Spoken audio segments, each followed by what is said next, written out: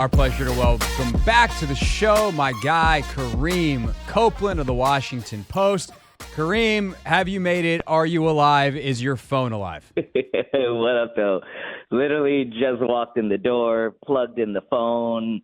We are back. It's been a long 2 months or whatever the days are, but we are back in D.C., and I just kicked my shoes off, so everything's all good. Yeah, from covering the NCAA tournament and some of the college stuff before that through last night's WNBA draft, Kareem has been there all season long. Of course, he'll cover the Mystics after a couple of well-earned weeks off all season long for the Post. So, Kareem, last night on the clock, Angel Reese is sitting there. Fans are kind of starting to froth on Twitter, like, "Oh my God, take the Bayou Barbie, take the hometown kid. She's from Baltimore, DMV." I kind of chuckle because people in the DMV love to hate on Baltimore, except for when it benefits them, and so they were like, "Take Angel Reese." But ultimately, the Mystics take UConn forward Aaliyah Edwards. First of all, scouting report: who is Aaliyah Edwards as a player, and why did the Mystics ultimately select her? Aaliyah Edwards, has been a star the last couple of years for UConn. Super efficient player. We're talking about a power forward, which it was actually kind of weird because the Mystics actually have a decent amount of bigs on the roster, but Aaliyah Edwards was many people thought she was borderline lottery pick. So as she slid down, it kind of presented a scenario that the Mystics kind of jumped at. Mike Tebow last night said that was one of the people they were targeting from the beginning. The question was the question was she going to slide past 5? A lot of people had her in that top 5 group, and then when J.C. Sheldon went to Dallas Wings, that kind of opened it up. Didn't think they were going to go the Angel route, just because it's more of a style of play kind of a thing. At the moment, Aaliyah Edwards has a little bit more range to her game. The last couple of years, she's really kind of started working on being able to shoot it a little bit more from the perimeter, and that's what Tebow and the Mystics like, and it kind of gives them a little bit of flexibility where you can play her next to Shakira Austin and keep Shakira close to the basket, and then Aaliyah can drift out towards the perimeter a little bit more. She doesn't quite have a 3 yet, but they said last night that's a goal to work on and add in the next couple years. If you play her with Stephanie Dolson, Steph is out on the perimeter. She's a 3-point shooter. In those instances, Aaliyah would be more closer to the basket in those cases. She's been a plus defender for several years now. And with the ability also to has the ability to kind of get you and pressure you a little bit farther outside of the paint also. So I think what it came down was she was a little bit more versatile than Angel, and I think that's what really appealed to Tebow and the Mystics. So I think there's obviously the questions when it comes to Angel of the marketing side, and like obviously you and I, we talk about this stuff all the time. So, but I do think from a mass audience standpoint, to help people understand, like, how much with where the W is right now, do teams realistically think about that? Like, Caitlin Clark's the number 1 pick because she was the best player in the draft. But certainly the Fever's marketing department is psyched. I think when Angel Reese goes to Chicago at 7, she's probably the best player on the board. But you bet your bottom dollar, quite literally, that the Sky's marketing department is psyched about that. With where the league is, how tempting is it, and how much is it a part of league conversations of, hey, look, Angel Reese is a star, like a bona fide superstar. How much does that influence a draft room, whether it's in Washington or maybe, it seems like it doesn't in Washington. Does it influence other places around the league? I think it's like almost any league. That's one of the things that you kind of factor in. You look at talent, you look at fit and all that kind of stuff, but you also look at the person and who they are and their following and that kind of thing. And so that's definitely a thing. That's definitely a thing in all sports. Now, where teams weigh that kind of or how much credence you put into that, and that might not be the right word, but sorry, my brain's a little bit all over. It's been a long couple months. Yeah, no, as established.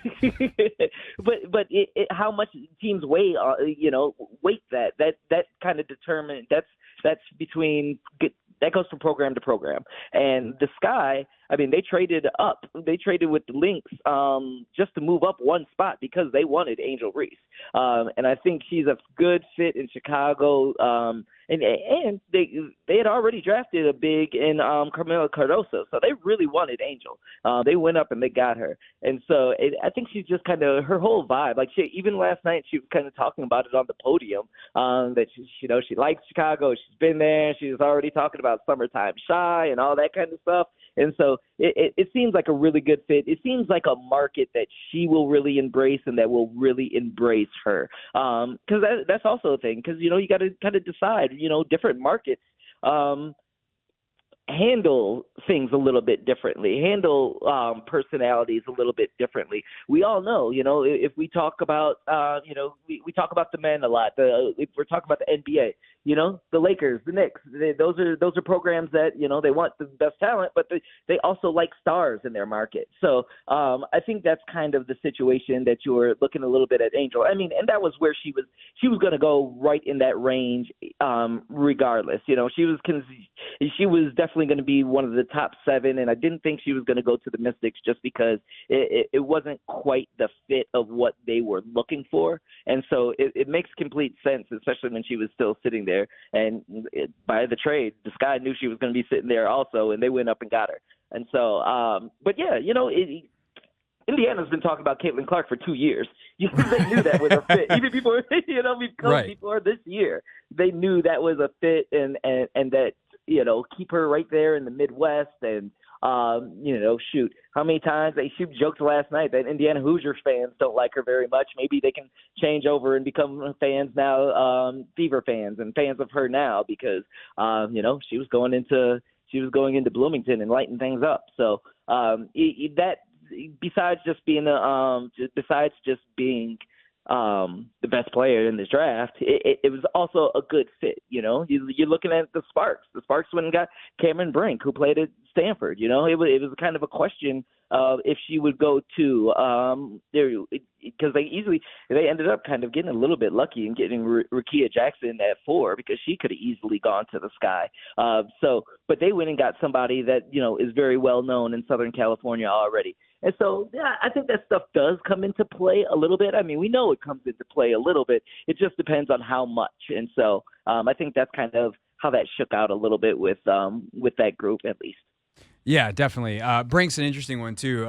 She's such an interesting projection. That's like a whole other conversation of like, how do you project someone second overall when they just foul out all the time in college, but she's also probably maybe the best two-way player in the draft, if you will. Although that's a phrase I hate too, because like Caitlin's one way is so much better than everyone else's one way. Then who cares? But anyway, again, that's different conversations for a different time. We got like 30 seconds left, Kareem. So how much do we expect to see Aaliyah Edwards as a rookie for the Mystics? Is she a starter? Is she a bench player? Like, what's the quick synopsis of what to expect for her rookie year? Today, I don't think she would start today, but I definitely think she probably becomes into that conversation as the season goes on, and they project her as being a big piece of this franchise moving forward. They're in the middle of this retooling, and they're happy to have her, and they want her to play side by side with Shakira Austin for years to come. So she's going to get plenty of playing time. She might not start on day one, but she's going to get plenty of playing time and be in the rotation for sure. Yeah, no doubt. Kareem Copeland, he is now going to rest. Of course, writing for the Washington Post, covering basketball and women's basketball at large, college, the pro game, everything. Kareem, really appreciate it, man. I know that you've been running like crazy, and we appreciate your time here on the show. Appreciate you, fam. I just slept 3 hours on that train. And back to sleep he goes. All right, see you, buddy. That's Kareem Copeland with us here on The Hoffman Show. Hey, this is DA, and you're listening to The Hoffman Show on the Team 980 and the Odyssey app.